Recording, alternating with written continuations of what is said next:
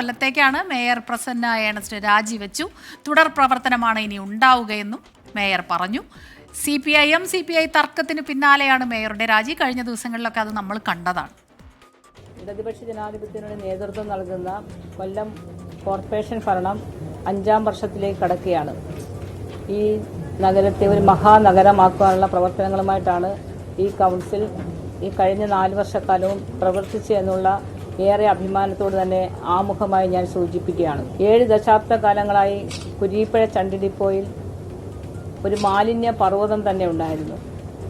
ആ മാലിന്യ പർവ്വതത്തെ ഒരു പൂന്തോട്ടമാക്കി മാറ്റിക്കൊണ്ട് ഒരു IT പാർക്ക് അവിടെ സ്ഥാപിക്കാനുള്ള ഒരു വലിയ പ്രവർത്തനമാണ് ഈ കൗൺസിൽ നടത്തിയെന്നുള്ളത് ഏറെ അഭിമാനത്തോടുകൂടി തന്നെ കൊല്ലം പൗരാവലിയുടെ മുന്നിൽ ഞാൻ ഓർമ്മപ്പെടുത്തിയാണ്.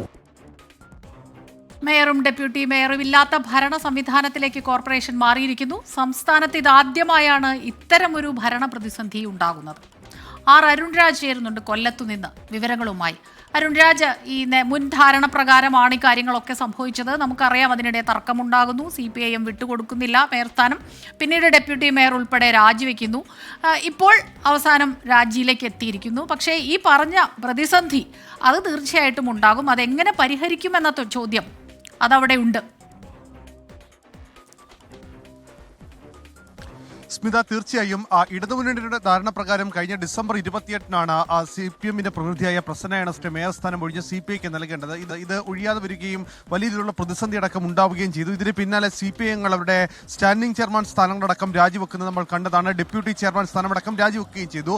ഇതിന് പിന്നാലെയാണ് പദ്ധതികളടക്കം താൻ നിറവേറ്റി കൊല്ലത്തെ ഒരു മഹാനഗരമാക്കുകയായിരുന്നു തന്റെ ലക്ഷ്യമെന്ന ഒരു ഇന്ന് ചേർന്ന കൗൺസിലടക്കം പ്രഖ്യാപിച്ചുകൊണ്ട് തന്റെ രാജി കൂടി ഇന്നത്തെ കൗൺസിൽ അദ്ദേഹം ഈ പ്രസന്ന ഏണസ്റ്റ് പ്രഖ്യാപിച്ചത്. ഇതിൽ ഏറ്റവും പ്രധാനം മേയറും ഡെപ്യൂട്ടി മേയറും ഇല്ലാത്ത ഒരു ഭരണ സംവിധാനമായി കൊല്ലം കോർപ്പറേഷൻ മാറി എന്നുള്ളതാണ്. സംസ്ഥാനത്ത് ആദ്യമായിട്ടാണ് അത്തരമൊരു പ്രതിസന്ധി ഇത്തരത്തിൽ രൂപപ്പെടുന്നത് എന്നുള്ളതാണ് രാഷ്ട്രീയ കേന്ദ്രങ്ങളിൽ നിന്ന് നമുക്ക് മനസ്സിലാക്കാൻ കഴിയുന്നത്.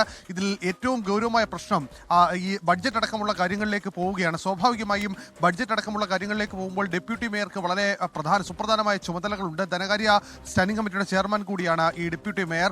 അത്തരമൊരു ഡെപ്യൂട്ടി മേയർ ഇല്ലാതെ തന്നെ ഉദ്യോഗസ്ഥർ ഇക്കാര്യത്തിൽ ഒരു സ്വന്തം തീരുമാനവും അക്കാര്യത്തിൽ അവരുടേതായ ആശയങ്ങൾ കൂടി അവരുടേതായ തീരുമാനങ്ങൾ കൂടി ആ ബഡ്ജറ്റിന്റെ ഭാഗമായി എത്തുന്നു എന്നുള്ളതാണ് ഏറ്റവും പ്രതിസന്ധിയായി ഭരണ രാഷ്ട്രീയ തലത്തിൽ കാണുന്നത്. എന്തായാലും ഈ പ്രതിസന്ധിയെ ഇപ്പോൾ മറികടക്കാൻ ഇപ്പോൾ ശ്രമിക്കുന്നത് CPM കരുതുന്നത് വികസന സ്റ്റാൻഡിംഗ് കമ്മിറ്റിയുടെ ചെയർമാൻ അവർ വിജയകുമാരി അവരായിരിക്കും ഇനി മേയറുടെ ചുമതല ഇനി തുടർന്ന് അങ്ങോട്ട് വഹിക്കുക. സ്വാഭാവികമായും മേയർ തെരഞ്ഞെടുപ്പിന് 20 ദിവസമെങ്കിലും വേണ്ടിവരും എന്നുള്ളതാണ് നിലവിൽ കോർപ്പറേഷനിൽ നിന്ന് മനസ്സിലാക്കാൻ കഴിയുന്നത്. കാരണം ഇത് നോട്ടിഫൈ ചെയ്യണം, പിന്നീട് ഇലക്ഷൻ നടത്തണം, അങ്ങനെയാണ് മേയറെ തിരഞ്ഞെടുക്കുക. അത് ഇനി ഏത് ക്രമത്തിൽ വേണം, അതിന് 20 ദിവസമെങ്കിലും സ്വാഭാവിക നടപടിക്രമങ്ങളുടെ ഭാഗമായി വേണ്ടിവരും. ഒരുപക്ഷെ CPI ഇനി ഞങ്ങൾക്ക് മേയർ സ്ഥാനം വേണ്ട എന്ന് പറഞ്ഞാൽ അത് കൂടുതൽ പ്രതിസന്ധിയിലേക്കടക്കം കാര്യങ്ങൾ പോവുകയും ചെയ്യും. എന്തായാലും കൊല്ലം കോർപ്പറേഷനിലെ മേയർ ഡെപ്യൂട്ടി മേയർ തെരഞ്ഞെടുപ്പ് കൂടി വരും ദിവസങ്ങളിലും വലിയ ചർച്ചകൾക്ക് വഴിവെക്കുന്നതാണ്. അരുൺരാജാണ് കൊല്ലത്തുനിന്ന് വിവരങ്ങൾ നൽകിയത്.